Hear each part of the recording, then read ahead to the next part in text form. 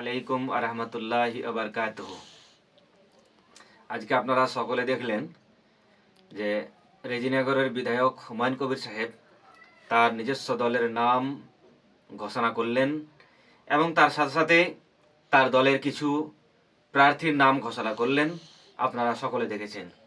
দেখেন হুমায়ুন কবির সাহেব নিজে কি বলেন, শুনুন আপনারা। মনীষা পান্ডে 64 মুর্শিদাবাদ থেকে কন্টেস্ট করবে। 64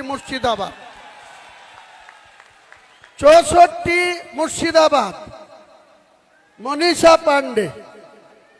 আরেকজন দেখছেন বিশিষ্ট ব্যবসায়ী ভগবানগোলা বিধানসভা 62 নম্বর বিধানসভা, ওনারও নাম হুমায়ুন কবির।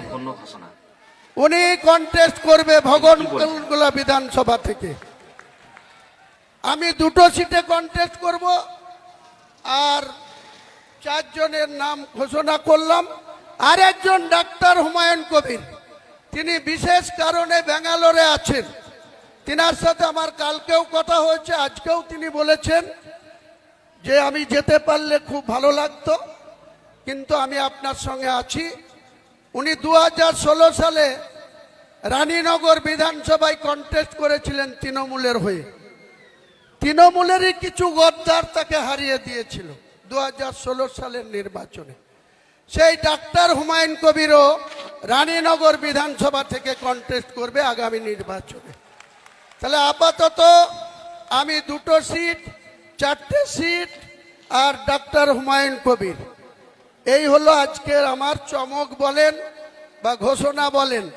নির্বাচন অনেক বাকি, ইলেকশন কমিশনের ছুটি আসলেই আমরা 294-এর মধ্যে কত সিটে লড়াই করব ভবিষ্যৎ সময় সে কথা বলে দেবে। আপনারা সম্মানীয় হুমায়ুন কবির সাহেবের বক্তব্য শুনলেন।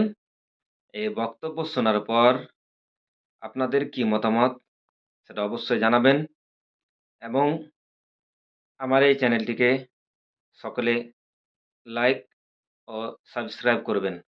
সকলের কাছে অনুরোধ, এ নিয়ে কোনো বাজে মন্তব্য করবেন না। আমি কোনো রাজনৈতিক ইস্যু নিয়ে এই ভিডিওটি তৈরি করিনি।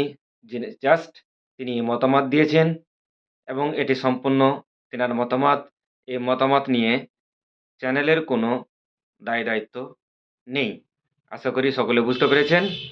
আসসালামু আলাইকুম ওয়া রাহমাতুল্লাহি ওয়া বারাকাতুহু।